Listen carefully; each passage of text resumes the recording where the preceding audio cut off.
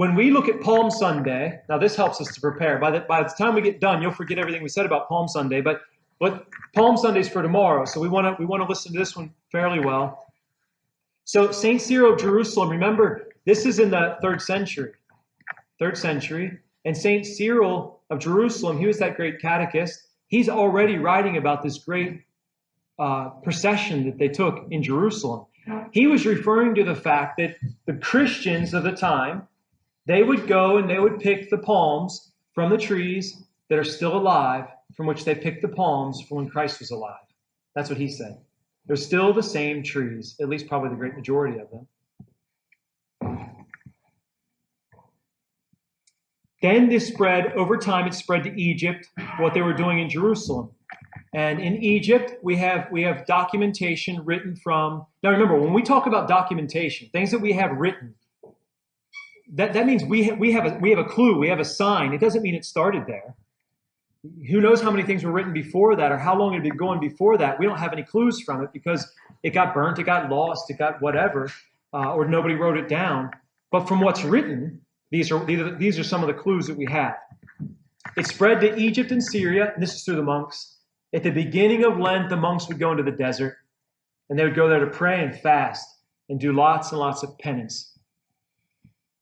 But they were always required to be back for Holy Week, which started at Palm Sunday. They had to be back for the Palm Session, the Palm Sunday procession.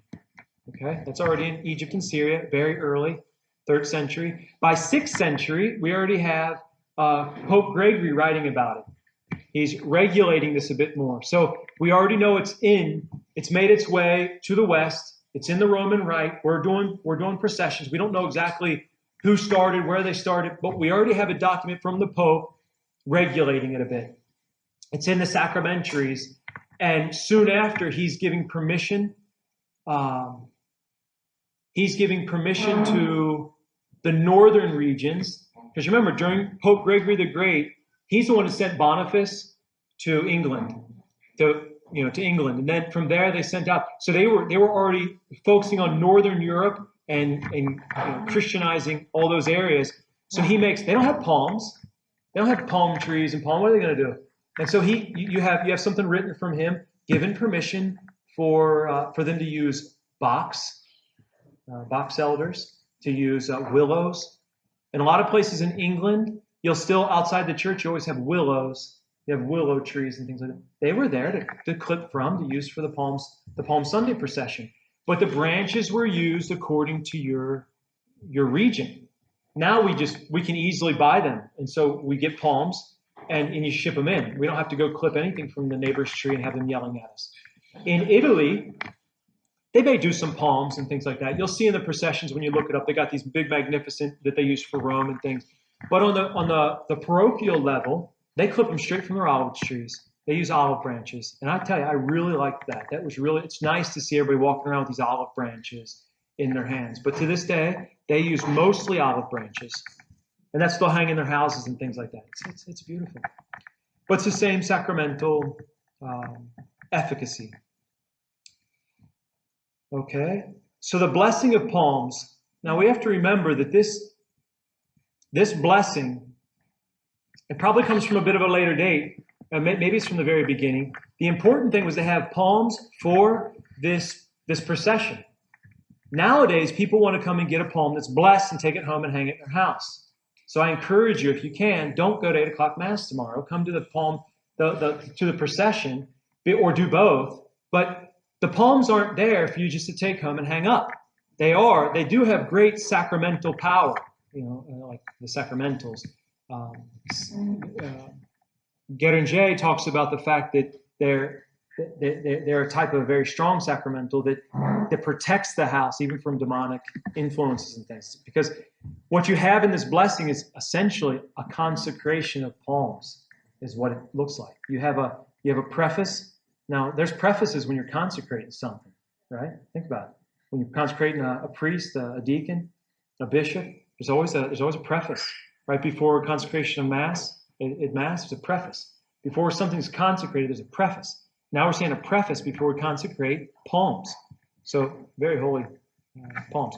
But those palms are blessed so that you can put them in your hand and you can wiggle them around and do it for the reason of joy. Now look up here in the corner there, Leviticus. This is what our Lord told the Jews. This is why the Jews did that. They just weren't struck at that moment in time and said, let's pick up branches. Jesus is coming. Let's pick up branches and put things. They knew what to do. They were told by God to do it. Remember, this is a people with a law, and they followed the law. And he says in Leviticus 23:40, and branches of palm trees,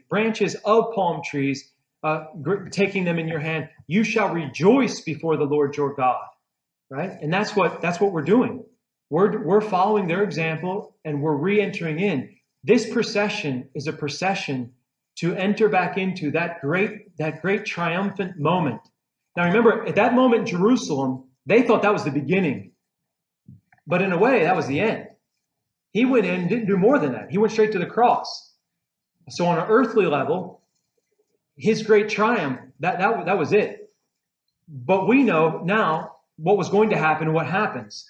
So we go out there in kind of defiance of what's getting ready to happen. We know that the passion is going to be sung. Our Lord is going to be humiliated and defiled by the Jews and by the pagans and by everybody else. That's what happens in the passion. We're singing it. We're there saying with the crowd, crucify him, all these other things. Spitting, there's a spitting and the beating with it. To counteract that, what are we doing? We are making amends for that and triumphantly going in procession with our Lord with these palms in our hands. So that's what we're doing. We're accompanying our Lord in defiance to those who were to spit on him and who were to defile him. Okay? So that can help give you some idea of what we're doing. We're not just shallowly walking around with a palm branch in our hand. We're doing, and this comes through, like I already explained, but this comes to us from the pilgrim principle. This comes to us from what the pilgrims did at Jerusalem from the earliest times. And we'll describe what that looked like.